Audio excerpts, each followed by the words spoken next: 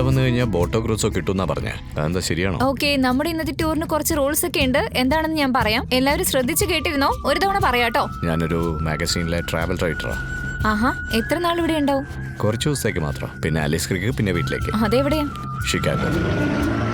നിങ്ങളോട് ഞാൻ ആദ്യമേ പറഞ്ഞിരുന്നില്ലേ, ഇത് ഉപ്പുവെള്ളത്തിൽ കിടക്കുന്ന മുതലയാ. ഒരു ക്രൊക്കഡൈൽ ഫാമിലി എടുത്തു നോക്കുവാണെങ്കിൽ ഇതായിരിക്കും ഏറ്റവും ഡേഞ്ചറസ്. ഇതിന് വെള്ളത്തിനടിയിലൂടെ 20 മൈൽ വേഗത്തിൽ നീന്താനാകും. അത് മാത്രമല്ല, രക്ഷപ്പെടുന്നതാണെങ്കിൽ മിന്നൽ വേഗത്തിലും ആയിരിക്കും.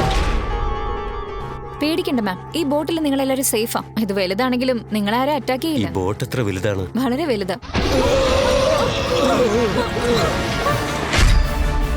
ഇപ്പൊ നമ്മളൊരു മൃഗത്തെയാ നേരിടുന്നത്.